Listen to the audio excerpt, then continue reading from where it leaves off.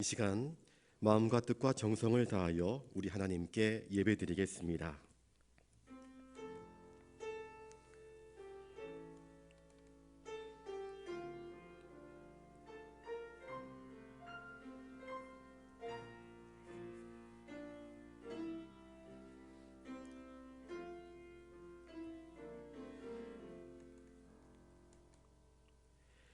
하나님이여 나를 살피사 내 마음을 아시며 나를 시험하사 내 뜻을 아옵소서. 내게 무슨 악한 행위가 있나 보시고 나를 영원한 길로 인도하소서. 거룩하신 아버지 하나님, 한 해의 끝자락 마지막 수요기도회로 주님 앞에 이 시간 서 있습니다. 우리의 한 해를 되돌아봅니다. 하나님 앞에 우리의 심장을 내어놓습니다. 우리의 삶을 고스란히 내어놓습니다. 우리를 살피시옵소서. 우리 안에 무슨 악한 행위가 있나 보시고 우리를 다만 진리의 길, 영원한 길로 인도하여 주시옵소서. 이 예배를 통하여서 주님 홀로 영광 받아 주시옵시고 우리에게 꼭 필요한 생명의 말씀을 허락하여 주시옵소서. 모든 존귀와 찬송을 주님께 올려드리오며 존귀하신 예수님의 이름으로 기원하옵나이다. 아멘. 찬송가 251장 부르신 후에 정향광 권사님 기도하시겠습니다.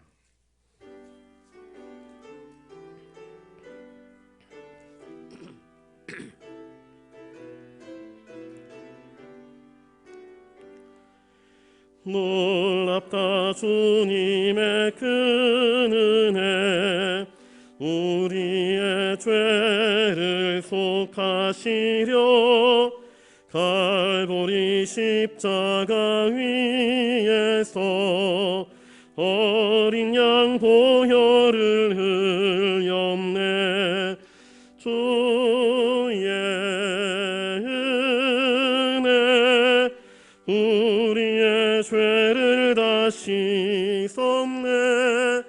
주의 은혜 우리의 죄를 다 씻었네.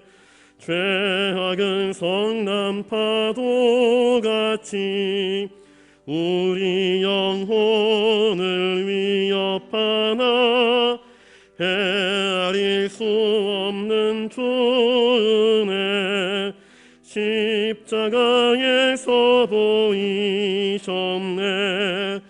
주의 은혜 우리의 죄를 다 씻었네. 주의 은혜 우리의 죄를 다 씻었네. 죄악에 물든 영혼들을 주께서 피로 씻으시네. 지금도 흐르는 그 피에 눈보다 더 희게 씻으라. 주의 은혜 우리의 죄를 다 씻었네. 주의 은혜 우리의 죄를 다 씻었네. 피할 수 없는 그 은혜를 믿는 자에게 거저 주네. 형제여 주 앞에 나와서 거짓체 말고 곧 받으라. 주의 은혜 우리의 죄를 다 씻었네. 주의 은혜 우리의 죄를 다 씻었네.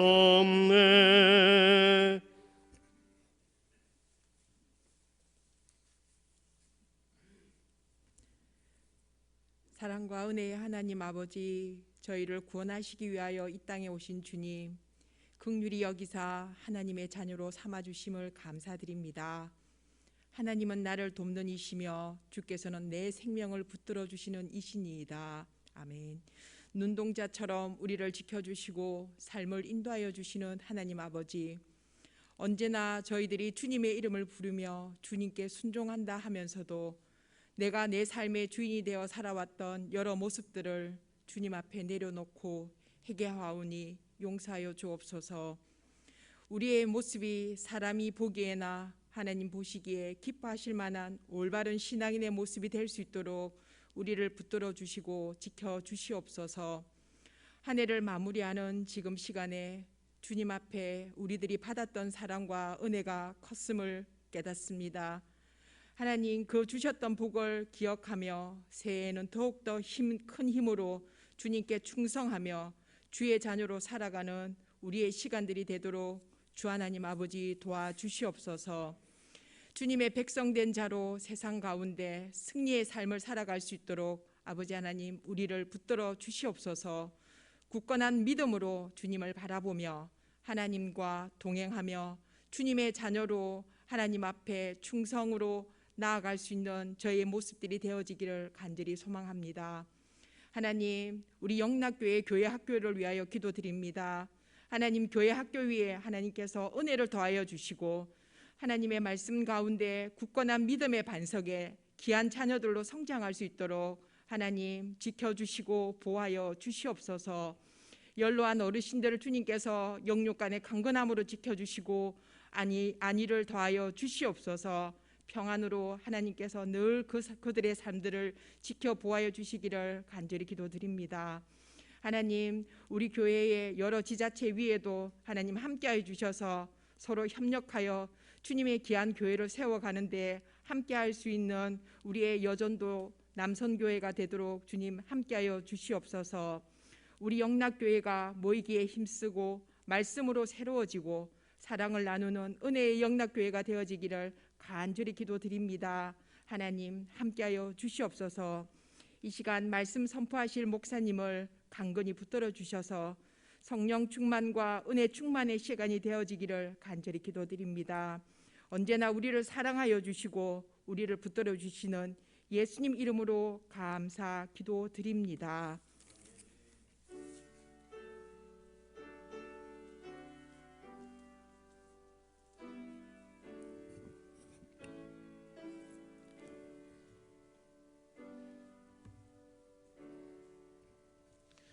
이 시간 하나님께서 우리에게 주시는 말씀은 신약성경 요한복음 18장 15절부터 18절까지입니다. 신약 178면에 있습니다. 요한복음 18장 15절부터 18절까지의 말씀 우리 한 목소리로 같이 읽겠습니다.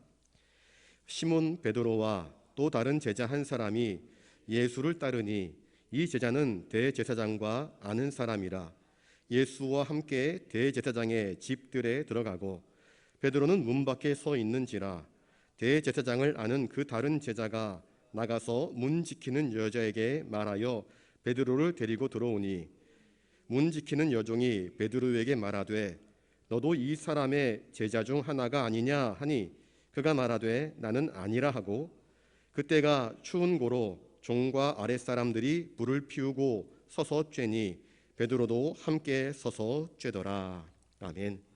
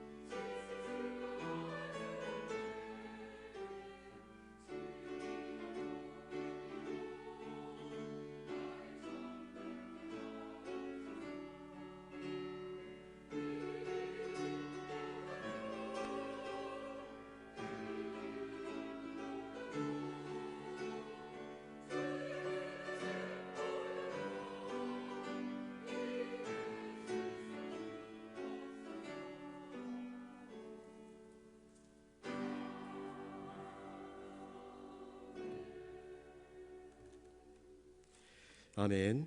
귀한 찬양 감사드립니다. 기도하겠습니다. 거룩하신 주님, 흰 눈보다도 더 정결하게 주님이 기뻐하시는 순결한 신부의 삶을 살기를 원하옵나이다. 이 시간은 찬양하는 성도들에게 그러한 은총을 허락하여 주시옵시고, 또한 저희들에게 허락하시는 말씀을 통하여서 저희들의 심령이 더욱더 정결해지고 거룩해지고 주님을 닮아갈 수 있도록 주님 은총 내려 주시옵소서. 온전히 주님만 의지하오며 존귀하신 예수님 이름으로 기도드리옵나이다. 아멘. 이 시간 우리 옆에 분들과 인사를 나누겠습니다. 주님의 제자로 삽시다. 오늘 말씀의 제목을 베드로의 고백입니다. 나는 그의 제자가 아니라 그랬습니다. 이렇게 부정적인 제목을 삼은 이유는 베드로처럼 하나님, 나는 당신의 제자가 아닙니다 하는 삶을 살아가는 것이 아니라, 아니 주님, 저는 당신의 제자로 살겠습니다 하는 이제 반면교사로 삼기 위한 제목임을 여러분들이 양해해 주시기를 바랍니다. 자, 우리 옆에 15절 말씀을 한번 같이 읽어보겠습니다. 15절입니다. 시작. 시몬 베드로와 또 다른 제자 한 사람이 예수를 따르니 이 제자는 대제사장과 아는 사람이라 예수와 함께 대제사장의 집들에 들어가고. 예수께서 잡히셨습니다. 겟세마네 동산에서 기도는 끝났고 주님은 동산에서 내려오시다가 자기를 잡으러 온 사람들과 맞닥뜨렸습니다. 제자들은 두려워서 어쩔 줄 몰랐습니다. 베드로는 품속에 숨겨두었던 칼을 빼어들어서 대제사장의 사람이었던 말구의 귀를 베어버렸습니다. 예수님께서 칼을 든 자는 칼로 망한다 그러면서 그 칼을 다시 검집에 꽂으라 그렇게 명령하셨습니다. 내가 바로 예수라, 내가 바로 그라 이야기하시면서 예수님은 저항하지 아니하시고 순순히 그들에게 붙잡혀 끌려가셨습니다. 그런데 베드로는 멀찍이서 예수님을 따라갔다 하는 내용이 오늘 본문에 나타나고 있습니다. 그는 정말 주님을 사랑하는 제자, 주님이 아끼시고 사랑받았던 수제자였는데 그의 모습 속에서 참 전형적인 인간들의 모습, 전형적인 죄인들의 모습, 우리 인간의 연약한 신앙의 적나라한 모습이 고스란히 드러나고 있습니다. 예수님이 잡히신 이후에 당시 대제사장이었던 가야바의 장인 안나스에게로 끌려갑니다. 안나스는 그런 권리가 없는데 그렇게 끌려갔다는 것은 당시의 정치 체계, 종교 체계, 신앙의 체계가 완전히 엉망진창이었다 하는 것을 우리에게 보여주고 있습니다. 베드로는 다른 제자와 함께 예수님이 어떻게 되시는가 그 일의 결과를 알아보려고 몰래 멀찌감치서 뒤따라가고 있는 모습을 우리에게 보여주고 있습니다. 시몬 베드로와 또 다른 제자 한 사람이 예수를 따르니 그렇게 되어 있지요. 예수님은 요한복음 16장 32절에 제자들에게 이렇게 말씀하셨습니다. 너희가 각각 제 곳으로 다 흩어지고 나를 혼자 둘 때가 오나니 그렇게 말씀하셨습니다. 그리고 마태복음 26장 56절에서는 이에 제자들이 예수를 버리고 도망하니라 그렇게 말씀하고 있습니다.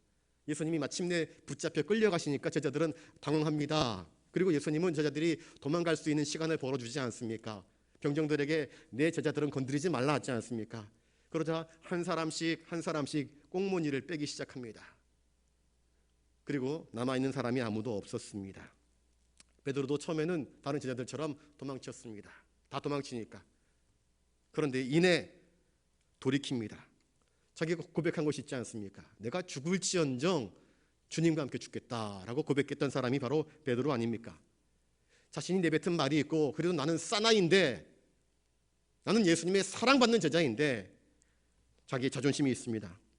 그래서 내가 내뱉은 말을 기억하면서 다시 돌아와서 멀찌감치서 예수님을 한 걸음 한 걸음 따라가고 있는 것입니다. 정말 주님을 사랑하는 제자들은요, 주님을 끝까지 따라갈 수 있어야 합니다. 여러분, 주님을 끝까지 따라가는 참된 제자의 삶을 사시기를 주님의 이름으로 축복합니다. 어려워도 따라가십시오. 힘들어도 따라가십시오. 주님이 고난받는 현장에 간다 할지라도 주님을 끝까지 따라갈 수 있는 저와 여러분들 되시기를 주님의 이름으로 축복합니다.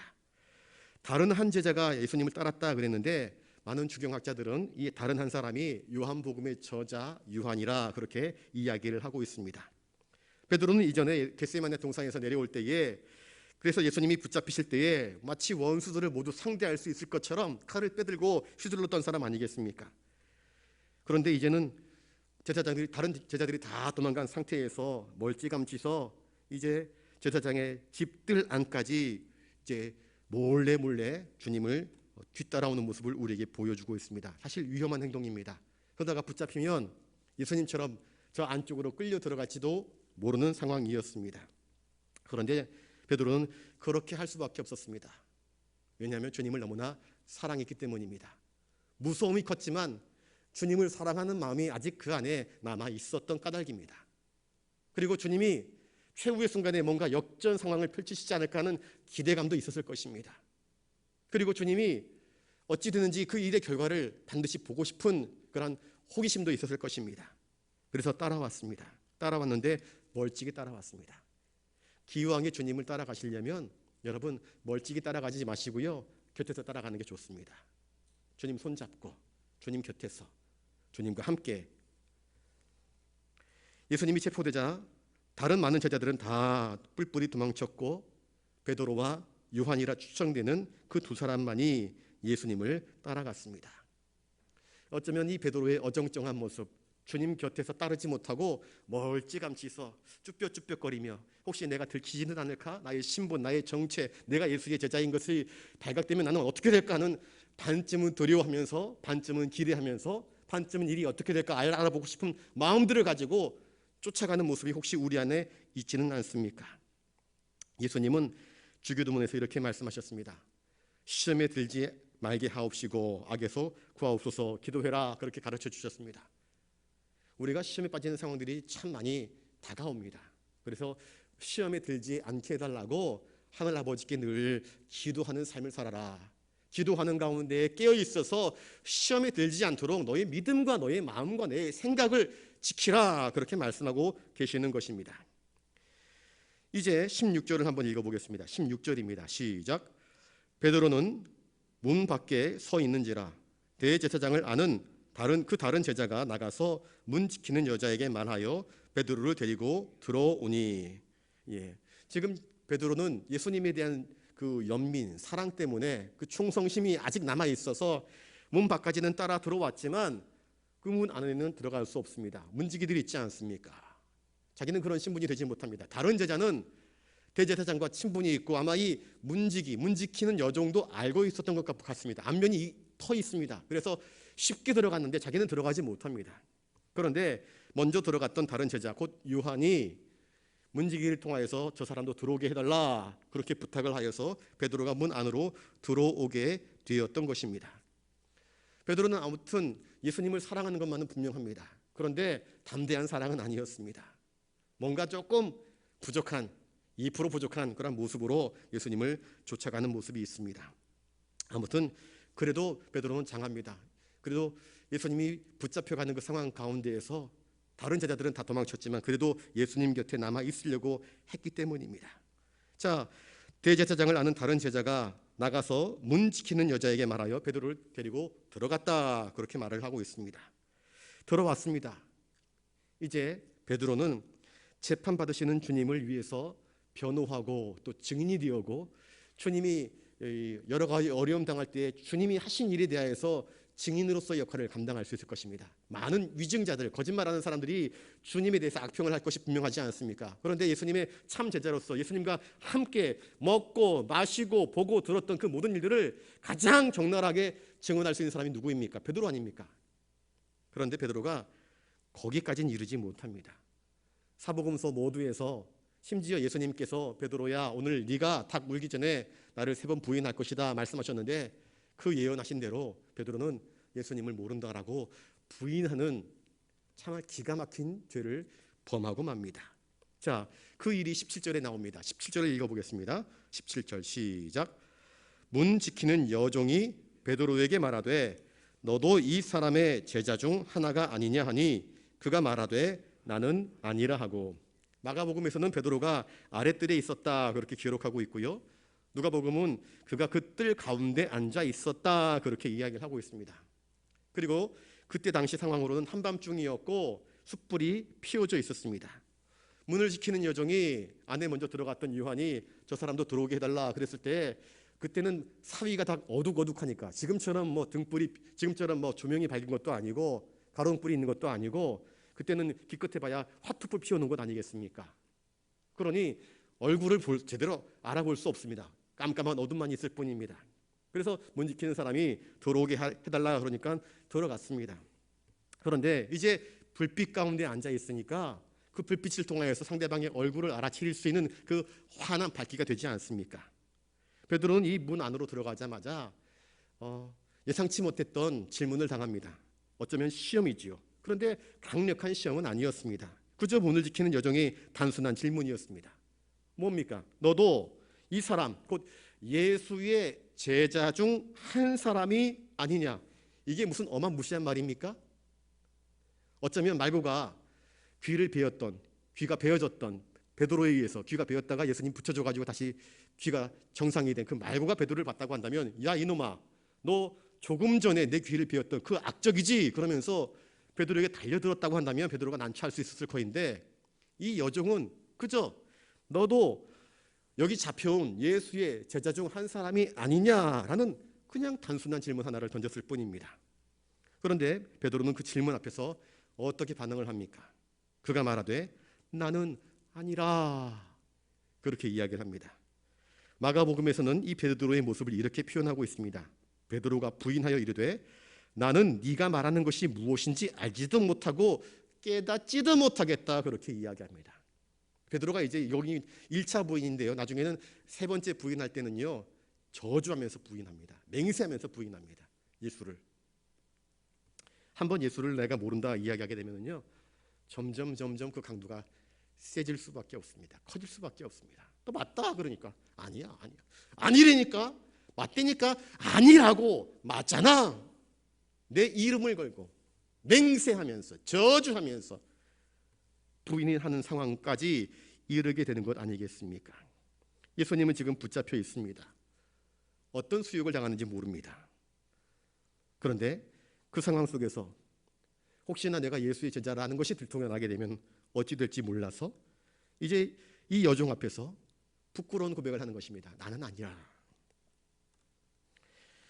얼마 전에 주님을 위하여서 내 목숨을 버리겠습니다 라고 다짐했던 그 대제사장의 종 말고의 귀를 용감하게 베어버렸던 그 누구든지 내 주인 되시는 예수님을 손대기만 하면 내가 가만두지 않겠어 그러면서 마치 성난 개처럼 으르렁거렸던 그 베드로가 한 여종의 말 한마디, 너도 이 사람과 한편이냐, 이 사람의 제자가 아니냐, 지금 그 묻들 안에 있는 사람들은 내 편이 하나도 없습니다. 다 나의 대적들입니다. 원수들입니다. 그 분위기 속에서 자기의 생명이 어찌 될지 몰라서 두려워하는 가운데에 어쩔 줄 몰라 당황합니다. 예수님은 병령들이 잡으러 왔을 때 내가 그 사람이다, 내가 그라 이야기하면서 이 모든 상황들을 아주 정면적으로 용감하게 돌파해 나가셨는데, 베드로는 나는 아니요, 나는 아닙니다, 나는 모릅니다 하면서 이 한 사람의 여종 앞에서조차도 담대한 믿음을 나타내지 못하고 예수를 부인하는 비겁한 모습을 보여주고 있습니다. 베드로의 이 부인하는 모습은 사실 우리와 똑같은 모습이 아닌가 싶습니다. 우리는 얼마나 많이 우리의 삶 속에서 예수를 부인합니까? 너 교회 집사가 아니냐, 너 세례교인 아니냐, 너 믿는 사람 아니냐, 너 부산영락교회 교인 아니냐 그러는데 밖에 나가서 예수 안 믿는 사람인 것처럼, 목사가 아닌 것처럼, 장로가 아닌 것처럼, 집사가 아닌 것처럼, 성도가 아닌 것처럼 말하고 행동하는 모습들, 그것이 베드로와 똑같은 우리들의 초라한 신앙의 현주소일 때가 얼마나 많습니까? 분명히 예수님을 따르는 제자인데 예수님을 믿겠노라 고백하였고 주는 그리스도시요 살아계신 하나님의 아들이십니다 라고 고백한 사람들인데, 세례를 받을 때 나는 주님의 것입니다, 주님이 나의 주인 되십니다 라고 고백한 사람들인데, 세상의 위기 앞에서, 위협 앞에서, 또 여러 가지 상황 속에서 예수를 너무나 쉽게 모른다고, 알지 못한다고, 그와 상관없다고 부인하는 모습들이 사실 어쩌면 우리의 신앙생활의 현실 속에서 벌어지는 자주 발견할 수 있는 모습이 아닌가 싶습니다. 누가 예수를 부인하는 이 베드로를 감히 비난할 수 있겠습니까? 그런데 부끄러운 것은 부끄러운 것입니다. 여러분,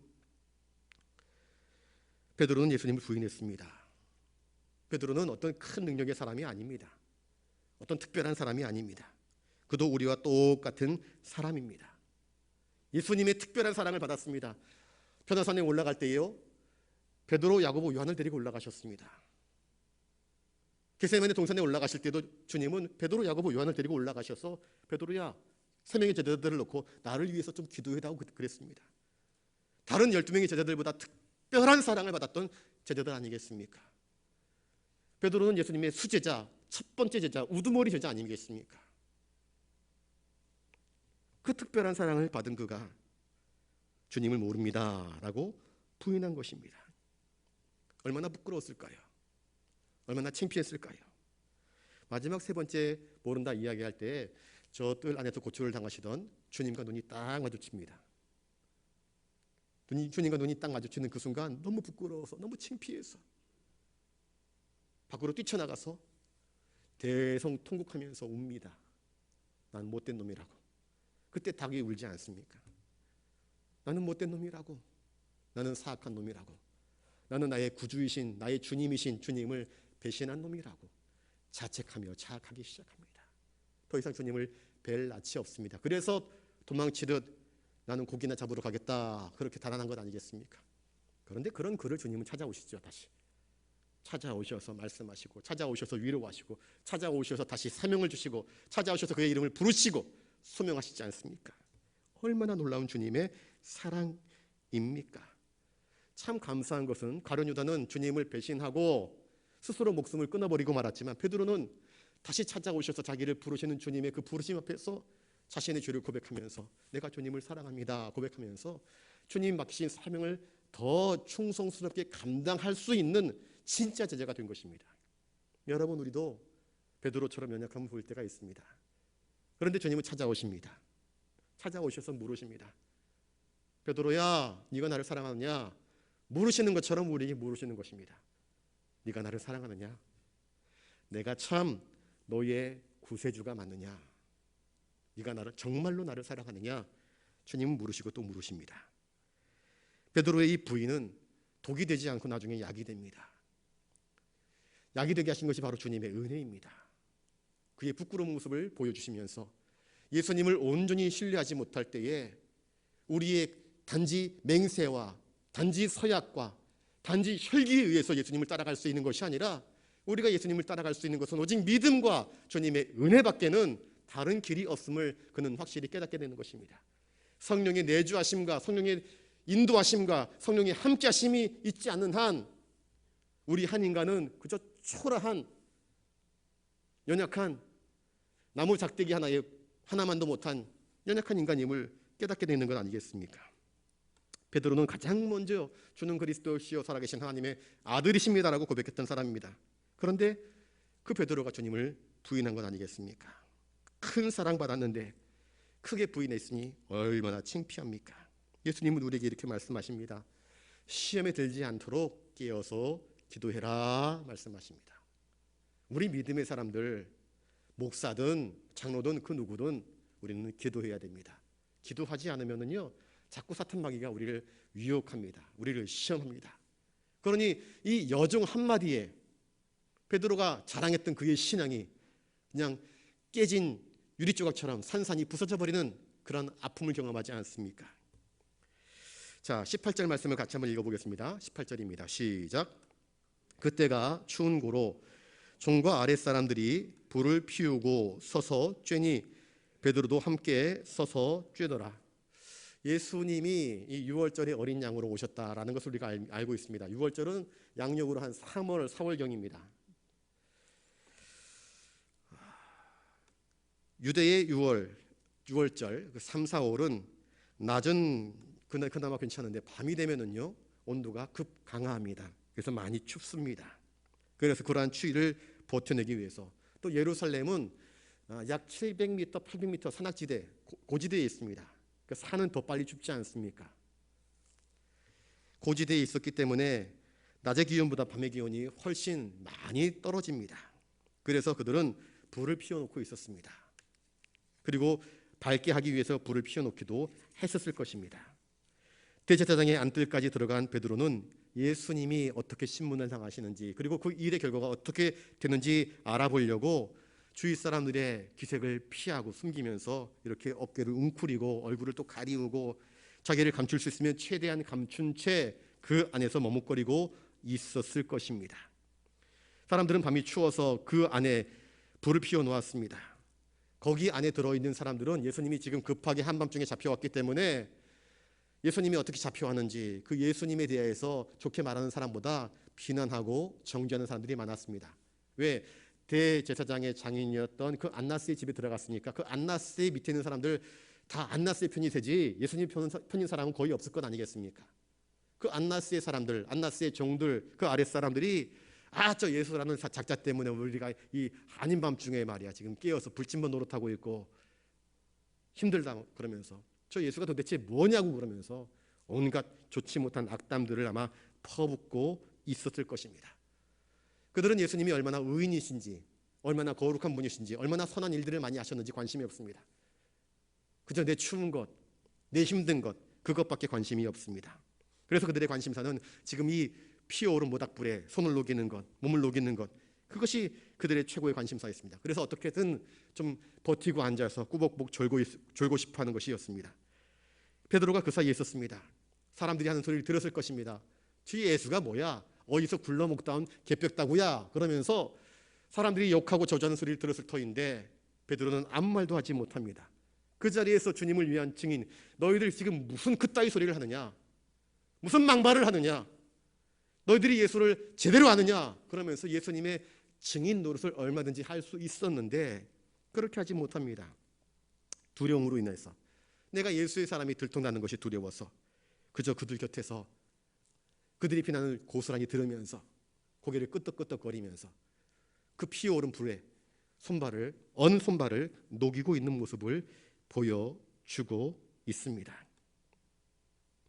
주님이 저렇게 사람들로부터 정죄받고 비난받고 욕을 얻어먹을 때 차라리 거기에 더 이상 머물러 있지 말고 밖으로 뛰쳐나가서 주님 이러면 안 되는데 하나님 앞에서 울며 기도하면 오히려 나았을 터인데 그는 이러지도 못하고 저러지도 못하고 그 악한 자들과 함께 어울려서 불을 쬐고 있는 모습을 보이고 있습니다. 시편의 1절, 시편 1편 1절에 복 있는 사람은 악인의 꾀를 따르지 아니한다 이야기합니다. 주인의 길을 서지 아니하고 오만한 자의 자리에 앉지 아니한다. 여러분, 믿음의 사람들은요 악한 사람들과 함께 어울려서는 안 되는 것입니다. 그런데 베드로는 그저 그 불 쬐면서 그 악한 사람들과 어울려서 마치 예수님을 모르는 무심한 구경꾼인 것처럼 그 자리에 서 있습니다. 여러분, 때로 우리는 그런 모습을 취하고 있지 않습니까? 예수님과 전혀 상관없는 사람인 것처럼 세상 속에 들어가서 세상 사람들이 교회를 욕하고 저주하고 비난하는 그 소리를 고스란히 들으면서 고개를 껐다껐다거리면서 그렇지 뭐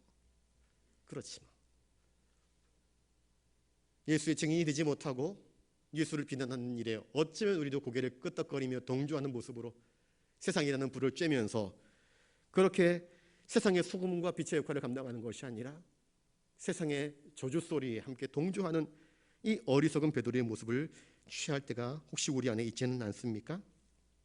성도가 세상의 비난을 두려워하고 세상의 안락함에 머물러 있을 때 거기에서부터 타락이 시작되는 것을 성경은 우리에게 이야기해 주고 있습니다. 저를 따라서 한번 해볼까요? 성도는 악한 세상과 어울려서는 안 됩니다. 성도는 세상의 소금이요 세상의 빛입니다. 여러분, 우리는 주님이 우리에게 말씀하셨습니다. 너희는 세상의 소금이라, 너희는 세상의 빛이라. 우리는 세상과 어울리는 자가 아니라 세상을 변화시키는 자, 썩어져가는 세상을 썩지 않게 하는 자고 어두워진 세상을 환하게 밝혀주어서 죄가 죄됨을 드러나게 하는 자로 쓰임받는 자임을 주님은 우리에게 말씀하여 주셨습니다. 그런데 베드로는 그렇게 하지 못했습니다. 그저 그들과 어울려버리고 말았던 것입니다. 베드로는 주님의 최측근입니다.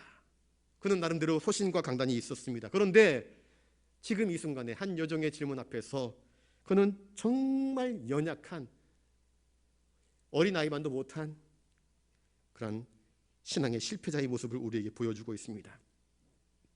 세상의 권세가 두렵고 사람들의 이목이 두렵고 내 목숨이 어찌 될까 봐 두려워서 더 이상 신앙의 용기를 나타내지 못하고 두려워하는 것입니다. 세상을 두려워하면 절대로 진리가 바로 서지 못합니다. 사람을 두려워하게 되면, 그래서 사람의 힘을 두려워하게 되면 진리를 분명히 알면서도 불의와 타협하는 것이 어쩔 수 없는 것인 것처럼 여겨지면서 그렇게 주저앉아 버리는 경우들이 참 많습니다. 불의 선지자 엘리야는 그러질 않았습니다. 자기의 목숨을 얼마든지 쥐락펴락할 수 있는 아합 왕 앞에서 담대하게 복음을 선포합니다. 하나님이 아닌 바알과 아세라는 무상 숭배임을 단호하게 선포하지 않습니까? 진리를 알고 있으면서도 내 안위, 내 보존 때문에 이를 부인하는 것은 참으로 안타까운 일입니다. 베드로는 지금 이 순간 주님의 안위보다는 자신의 안위를 택하고 맙니다. 주님은 어떻게 되든지 간에 당장 내 한 목숨 보존해야 된다라는 생각을 하는 것입니다. 사실 이게 우리들 대부분이 택하는 어쩌면 처세한 방법이 아닌가 싶습니다. 그런데 안전이라는 것은 자신의 선택과 자신의 꾀로 보존할 수 있는 것이 아닙니다. 참된 평안, 참된 안전은 주님이 우리의 울타리가 되어주실 때에, 주님이 우리를 구원하실 때에 이루어지는 것임을 우리는 분명히 믿고 고백할 수 있어야 할 것입니다. 이 여정이 어쩌면 우리에게 묻습니다. 너도 이 사람의 제자가 아니냐라고 물을 것입니다. 너도 영락교회의 교인이 아니냐 물을 것입니다. 그때 우리는 어떻게 대답해야 할까요? 세상이 우리에게 묻습니다. 그 따뜻하게 쬐는 그 불빛 속에서 우리에게 묻습니다. 그때 우리는 어떻게 대답을 할까요?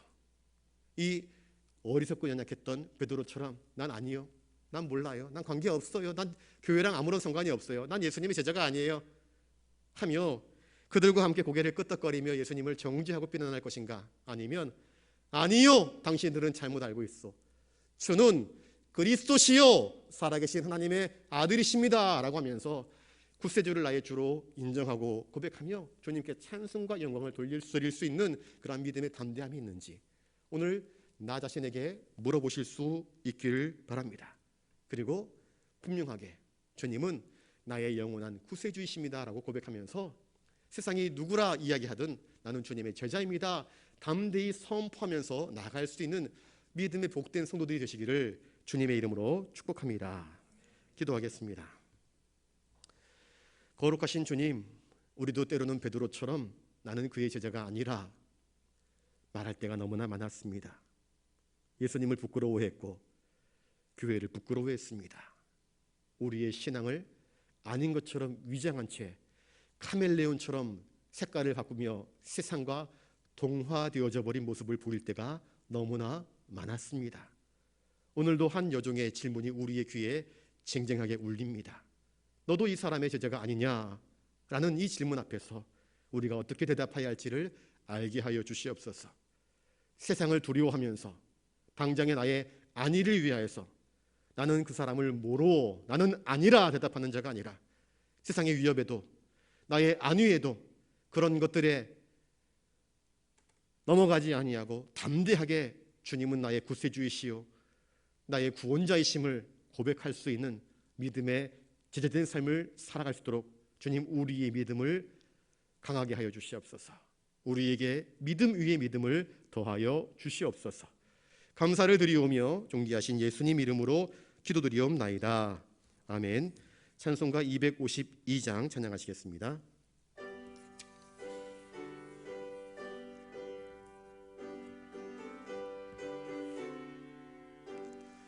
나의 죄를 씻기는 예수의 피밖에 없네.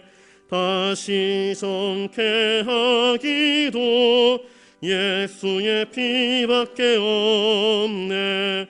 예수의 흘린 피 날 희게 하오니 귀하고 귀하다 예수의 피밖에 없네 나를 정죄하기는 예수의 피밖에 없네 사죄하는 증거도 예수의 피밖에 없네 예수의 흘린 피 날 희게 하오니 귀하고 귀하다 예수의 피밖에 없네 나의 죄 속하기는 예수의 피밖에 없네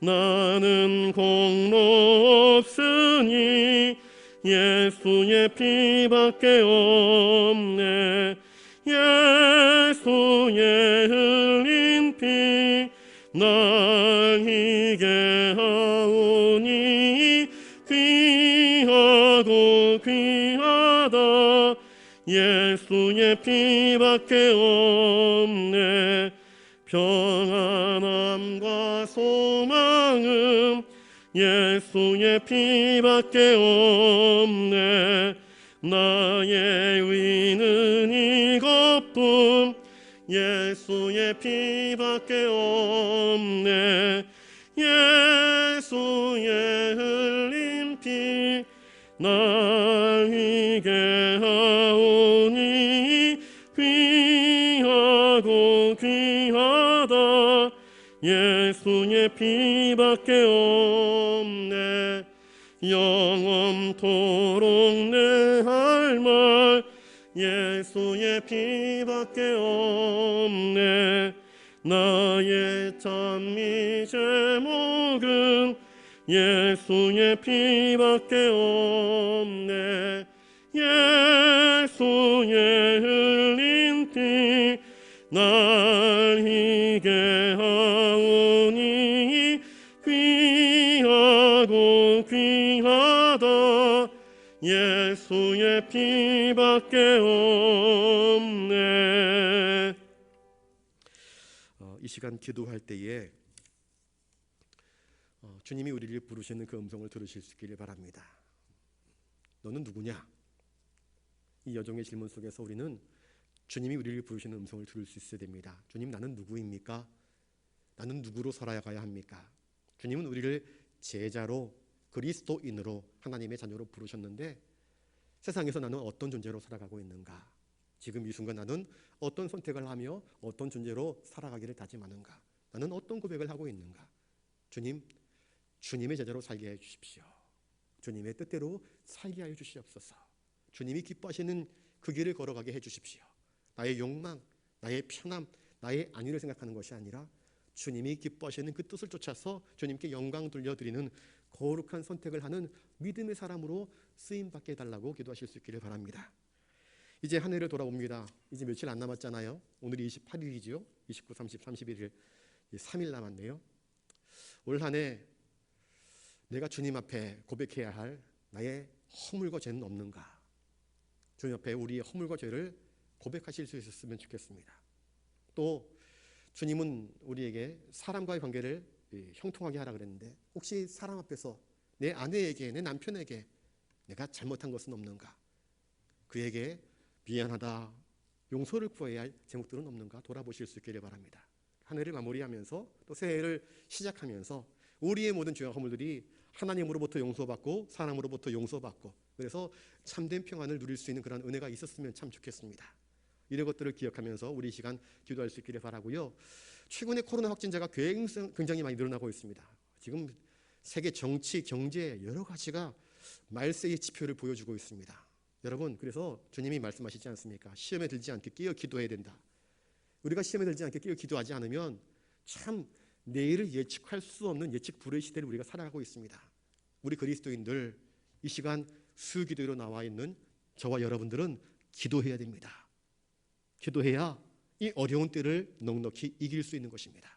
하나님 우리에게 기도의 영을, 기도의 힘을, 기도의 은혜를, 기도의 응답을, 하나님의 살아계심을 경험하게 하여 주십시오. 그렇게 이 시간 우리 한번 같이 기도하는 시간 갖도록 하겠습니다. 기도하겠습니다. 거룩하신 아버지 하나님, 감사합니다. 주님이 우리를 택하셨습니다. 그리고 우리를 불러주셨습니다. 나를 따라오너라, 내가 너희로 사람을 낚는 어부가 되게 하리라 말씀하여 주셨습니다. 인생의 의미를 알지 못하고, 인생이 걸어가야 할 길을 알지 못하고 향방을 모른 채 허우적거렸고, 우리의 시간과 우리의 물질을 아낌없이 헛되이 허비한 인생을 살았었습니다. 그런 죄악 중에 있는 저희들을 주님의 은혜로 불러주셨습니다. 길을 보여주셨습니다. 나를 따라오라고 말씀하여 주셨습니다. 나와 함께 걷자 말씀하여 주셨습니다. 주님, 이와 같은 놀라운 주님의 부르심, 그 인도하심을 좇아서 주님을 묵묵히 순종하며 따라가는 자들이 되게 하여 주시옵소서. 세상의 위협 앞에서 우리의 신앙이 꺾어지거나 굴복되지 않게 하여 주시옵소서. 주님이 우리의 구원자가 분명한데 세상 사람들의 짓거림과 수군댐 앞에서 내가 신앙인임을 부끄러워하거나 회피하는 것이 아니라, 그럴 때일수록 더욱더 세상의 빛으로, 세상의 소금으로 살아가기를 다짐하는 우리의 참된 신앙 되게 하여 주시옵소서. 주님, 날이 갈수록 세상이 혼탁하여져만 갑니다. 동성애, 차별금지법, 그리고 듣도 보도 못했던 희귀한 코로나 바이러스, 또 계속해서 자연환경이 무너지고 기상이변으로 인하여서 엄청난 폭설과 엄청난 강추위, 엄청난 비, 도대체 내일을 예측할 수 없는 이 불안정한 시대를 저희들이 살아가고 있습니다. 경제가 요동칩니다. 마치 쓰나미처럼 우리의 일터를, 우리의 경제를, 우리의 삶의 영역들을 훼손하고 있습니다. 나라가 위기입니다. 정치가 위기이고 국방이 위기입니다. 북한에서 쏘아보낸 드론으로 인하여서 우리의 국방력의 연약함을 깨달았습니다. 주님이 도우시지 아니하시면 이 나라의 모든 것 결코 버텨낼 수 없는 것임을 깨닫습니다. 러시아 우크라이나 전쟁은 그칠 줄 알지 못합니다. 그 여파로 세계 경제가 휘청거리고 있습니다. 전 세계가 전쟁의 위협과 공포 가운데에 떨고 있습니다. 주님, 이러한 때 우리 그리스도인들이 깨어 기도하게 하여 주시옵소서. 어찌된 영문인지 점점 한국교회가 기도하지 않습니다. 모이기를 힘쓰지 않습니다. 하나님께 엎드리지 않습니다. 하나 되지 않습니다. 한마음 되지 않습니다. 자기밖에 모릅니다. 자기만을 주장합니다. 주여, 우리의 완악함을 용서하여 주시옵시고 주님을 찾게 하여 주시옵소서. 하나님 앞에 우리의 범죄한 모든 죄악들을 고백하며 하나님의 은혜로 죄사함 받게 하여 주시옵소서. 혹여라도 나의 말실수로, 혹여라도 나의 잘못으로 내 형제와 내 이웃들에게 아픔과 상처를 주었다고 한다면 주여, 우리를 불쌍히 여기셔서 용서하게 하시고 화해하게 하여 주시옵소서. 주님의 마음을 배우게 하시고 주님의 마음을 품게 하시고 주님의 용서하심을 맛보게 하여 주시옵소서. 주님의 제자라는 사실을 결코 잊지 아니하고 주님께 충성할 수 있는 믿음의 사람으로 살아갈 수 있도록 주여 우리를 사용하여 주시옵소서. 주여, 이 어두운 시대에 주님이 우리에게 바라시는 참빛으로 살아갈 수 있도록 주여 우리의 믿음을 새롭게 하시고 주님의 은총과 능력으로 덧입혀 주시옵소서. 주님밖에 의지할 데가 없습니다. 주여, 코로나 확진자가 늘고 있습니다. 또 갑자기 추워진 이 날씨로 인하여서 감기 환자, 또 아프신 환자분들이 많이 발생을 하고 있습니다. 우리 부산 영은학의 모든 믿음의 권속들, 가정과 일터와 형편들을 살펴주시옵소서. 은총 내려주시옵소서. 우리 교회 학교 학생들을 기억하여 주시옵시고 연로하신 우리 어르신들을 기억하여 주시옵소서. 이 저녁에 나와 주님께 기도하는 당신의 거룩한 백성들, 이들의 간구와 부르짖음에 주님 친히 응답하여 주시옵시고 주여 우리를 붙잡아 주시옵소서. 주님의 거룩한 백성으로 살아가도록 주여 우리를 도와 주시옵소서. 주님만 바라보고 주님만 의지합니다. 주여 우리를 안아 주시옵소서. 거룩하신 주님, 우리는 연약한 인간입니다. 베드로처럼 주님 앞에서 큰 소리 떵떵 치지만 위기의 순간에 연약함을 드러내는 부족한 존재들입니다. 하오니 주님의 도우심 필요합니다. 주님의 성령의 기름 부으심이 필요합니다. 주님의 일깨우심이 우리 가운데 필요합니다. 하오니 주여 우리로 하여금 기도하게 하여 주시옵소서. 우리로 하여금 말씀에 집중하게 하여 주시옵소서. 시험에 들지 않게 더욱 깨어서 그리스도의 정결한 신부로 살아갈 수 있도록 주님 우리의 믿음을 연단하여 주시옵소서. 주님께서 우리를 부르시는 그날까지 끝까지 충성하는 자가 되게 하여 주시옵소서. 육신의 질병들로 아파하시는 성도님들 어루만져 주시옵시고 연로하신 우리 어르신들의 건강을 붙잡아 주시옵소서. 경제적으로 정신적으로 육체적으로 고통당하는 사람들을 주님 위로하여 주시옵시고 새 힘을 허락하여 주시옵소서. 올 한 해 하나님 앞에서 우리가 불충성한 것 있으면, 우리가 불신앙적으로 행동한 것 있으면 주님 용서하여 주시옵소서. 우리의 허물을 덮어 주시옵소서. 동이서에서 먼 것처럼 우리의 죄과를 저 깊은 바다에 던져 주시옵소서. 혹여라도 나의 아버지를, 나의 어머니를, 나의 아내를, 나의 남편을, 나의 자녀들을, 나의 형제들을 아프게 하거나 상처를 주었다면 주님 그것도 용서하여 주시옵소서. 그 아픈 상처들을 주님께서 어루만져 주시옵시고 위로하여 주시옵소서.